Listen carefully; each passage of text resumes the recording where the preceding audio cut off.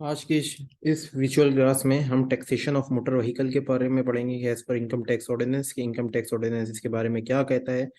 सबसे पहले तो मैं आपको ये बताता चलूँ कि अगर एक एम्प्लॉयर अपने एम्प्लॉय को मोटर व्हीकल दे तो उसकी टैक्सेशन कैसे होगी, और सैलरी में, सैलरी के हेड में, और क्या उसकी टैक्सेशन आपके सैलरी पे अफेक्ट करेगी। सबसे पहले तो मैंने यहाँ पर एक इलस्ट्रेशन ड्रॉ करी हुई है। एक एम्प्लॉयर है जो ईयर वन में मोटर व्हीकल देता है अपने एम्प्लॉय को, जिसकी कॉस्ट है 2 million. Give the motor vehicle to mister A, employ है जो, और किस मकसद से दिए मिस्टर ए को अपने एम्प्लॉय को, एम्प्लॉयर ने प्राइवेट यूज के लिए दिए। तो इसकी टैक्सेशन कैसे होगी? बहुत सिंपल है। इसकी टैक्सेशन होगी कि जो सैलरी हर साल इसकी टैक्सेशन होगी, जो सैलरी है, जितनी भी आपकी सैलरी है उसमें ये अमाउंट 2 लाख का अमाउंट हर साल जो है टैक्सेबल इनकम में उसका ऐड हो जाएगा। ये यानी कि टैक्स उसका बन जाएगा 2 मिलियन।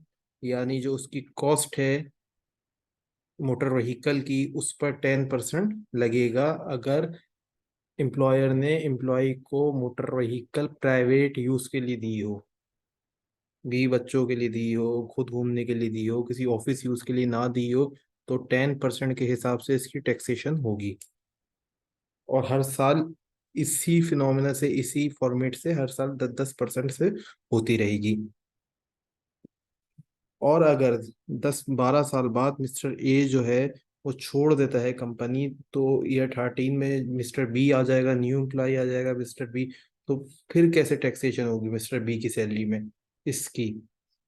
तो वो भी मैं देख आपको मैंने थोड़ी सी कैलकुलेशन यहाँ पर की हुई है कि मिस्टर बी की जो सैलरी है उस पे 2 मिलियन, हम 2 मिलियन ही लेंगे, और उस पर 10% जो था वो अप्लाई करेंगे तो 2 लाख बनता है। तो 2 लाख उसकी सैलरी के भी हम टैक्स अप्लाई कर रहे होंगे या लगा रहे होंगे। हालांकि भले से ईयर 13 में जो फेयर मार्केट वैल्यू होगी गाड़ी की या मोटर व्हीकल की, वो जाहिर है 2 मिलियन तो नहीं होगी, कम होगी।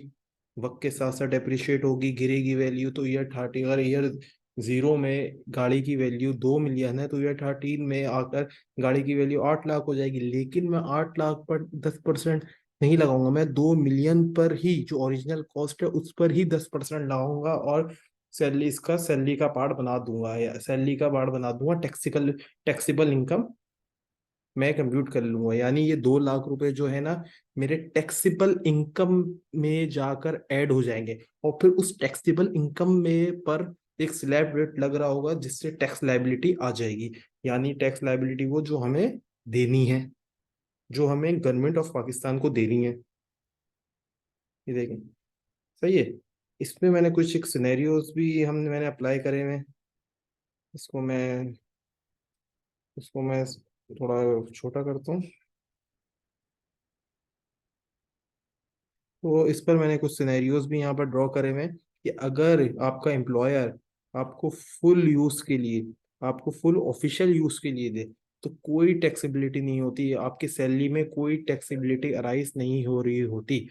लेकिन अगर आपका एम्प्लॉयर अपने एम्प्लॉय को प्राइवेट यूज के लिए दे, और फुल प्राइवेट यूज के लिए दे, यानी बीवी बच्चों को घुमाने के लिए दे, तो 10% जो है उसके हिसाब से टैक्सेशन हो रही होगी, यानी आपके सैलरी का पार्ट बन रही होगी।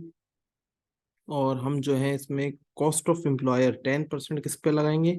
या तो कॉस्ट ऑफ व्हीकल पर लगाएंगे, जो कॉस्ट व्हीकल की है, जो एम्प्लॉयर को पड़ी है, उस पर 10% लगेंगे। जैसे मैंने ऊपर भी जैसे लगाया कि 2 मिलियन की कॉस्ट थी, उस पर मैंने 10% अप्लाई करा, उस पर लगा रहे होंगे। या तो fair market value of vehicle eight start of lease when it is taken on lease, या तो 10% में उस अमाउंट पर लगा रहा हूँ अगर मैंने बैंक से जिस अमाउंट पर लीज पर ली है। फॉर एग्जांपल, अगर आज मैं स्विफ्ट लेता हूँ बैंक से 50 लाख रुपए की, तो इसी 50 लाख रुपए पे हर साल 10% के हिसाब से जो है, यानी 5 लाख रुपए मेरी टैक्सेबल इनकम में ऐड हो रहा होगा। और फिर उस पर टैक्स निकलेगा, उस पर टैक्स निकलेगा। उस पर टैक्स कैसे निकलेगा? टैक्स कि स्लैब रेट लगेगा। स्लैब रेट कैसे लगेगा, हम देखा जाएगा कि आया सैलरीड पर्सन है या नॉन सैलरीड पर्सन है। सैलरीड पर्सन के अलग स्लैब रेट होते हैं जो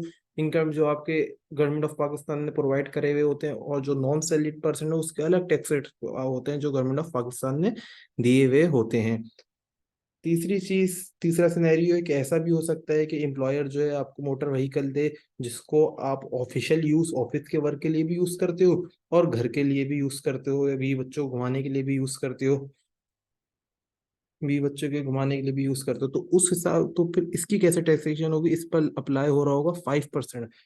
किसका 5%, किस पर लगेगा ये 5%? कॉस्ट ऑफ व्हीकल पर। जो कॉस्ट एम्प्लॉयर को पड़ी होगी वो व्हीकल खरीदने में स्टार्ट के वक्त, उस पर 5% अप्लाई होगा। या तो fair market value of vehicle eight start of lease when vehicle is taken on lease, या तो फेयर मार्केट वैल्यू पर लग रही होगा ये 5% जो एम्प्लॉयर को फेयर मार्केट वैल्यू पड़ी है कब, जब उसने लीज पर ये एसेट, ये मोटर व्हीकल लिया है। तो इस हिसाब से जो है इसकी टैक्सेशन अराइज हो रही होगी। आई होप मैंने आपको मोटर व्हीकल की टैक्सेशन जो है अच्छे से समझा दी होगी।